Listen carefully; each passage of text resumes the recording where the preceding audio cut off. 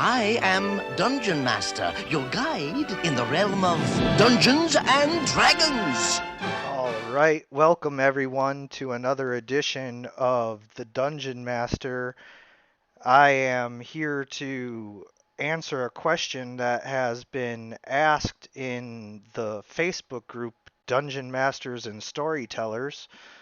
Um, Someone whose name has been redacted for privacy asks, had a TPK and had to retcon it tonight. First time. How do you guys deal with the guilt of killing characters? Now, I wanted to take the time to answer this question for a number of reasons. First and foremost is it actually touches on a different topic, which is should you be fudging dice or trying to keep player characters alive despite what might actually be happening in the battle.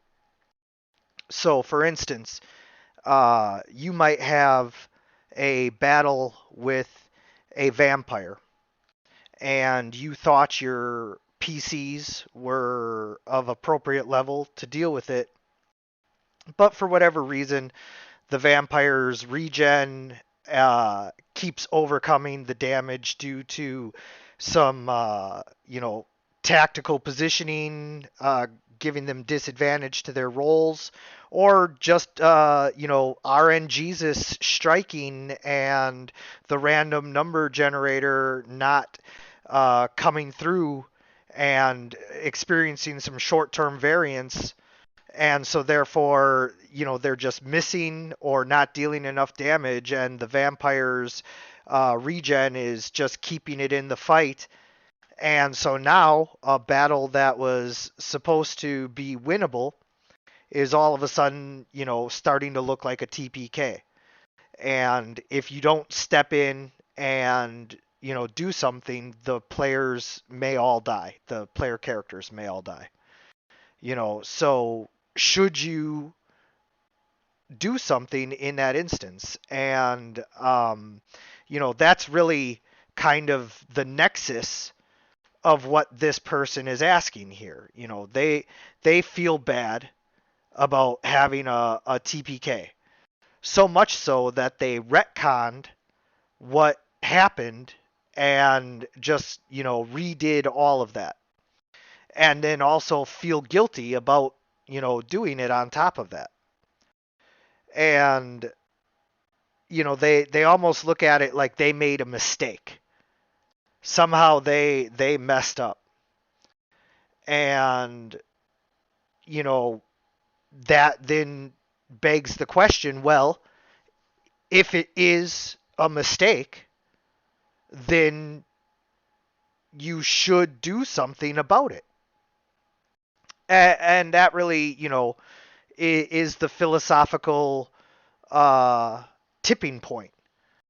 Do you believe that player characters can die and that is not a mistake or, some kind of negative part of the game, but rather just a natural and further extension of the fun of the game?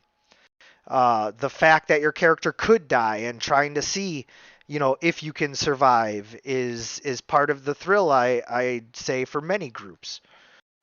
But, then you definitely have people who are more attached to their characters than others, and they might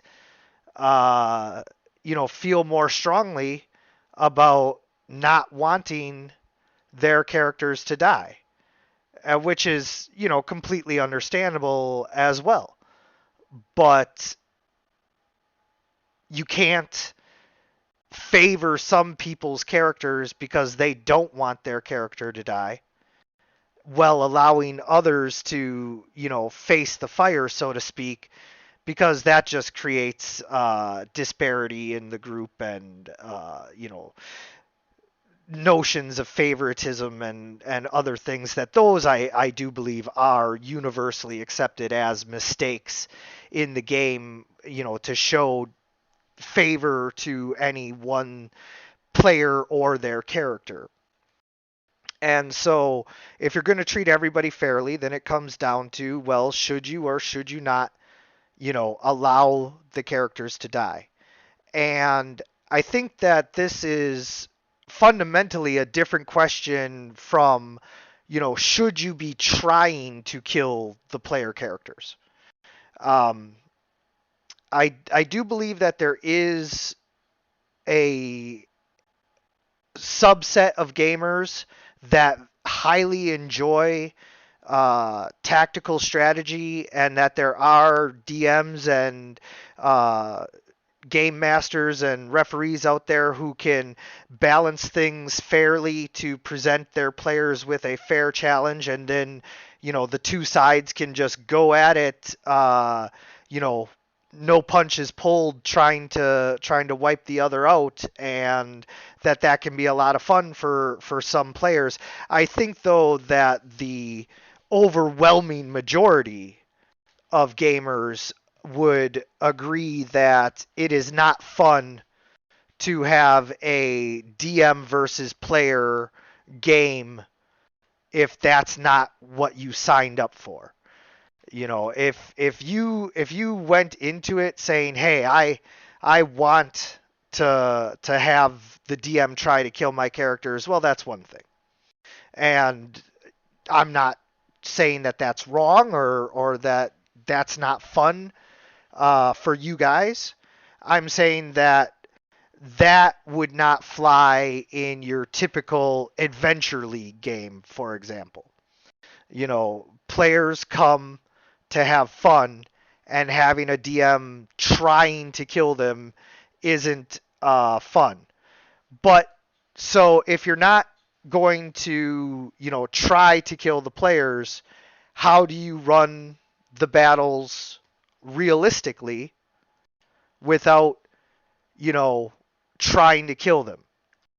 Well, I always try to look at it like this. The monsters, whether they're intelligent or beasts or whatever they all have a motivation. Why are they here? Why are they hostile towards the player characters? And I use that to just do what every player should be doing with their character, and that's making a decision in the moment to role play the best you can what that character would do. And so a owl bear motivated by hunger might be aggressive enough to attack a party, but they're going to go after someone who is not well armored over someone who is covered in metal. And they're going to go after someone who is small and farther away from the group if they can. And they're going to retreat as soon as they take more damage than it is worth to try and secure that meal. So there's no reason to try and fight the paladin to the death with the owlbear. You might try a strike at, the halfling rogue or the elven wizard. If that doesn't work and you get pelted with a round or two of attacks, you might retreat and try and get out of there while you're still alive. Same goes for any intelligent humanoids. Why are they hostile, and to what degree are they willing to fight to the death and specifically target for death any which one of the player characters? And just try to make those decisions the best you can, and then let the dice fall as they may. However, if you're in a group where, like this guy, you just, absolutely have to retcon it if there's a TPK, then my suggestion is, rather than letting it get to that point, That I do believe is where the mistake is. To let the TPK happen, if you're just going to retcon it, that's where you went wrong. Don't let the TPK happen if you're going to call it, a guilty experience.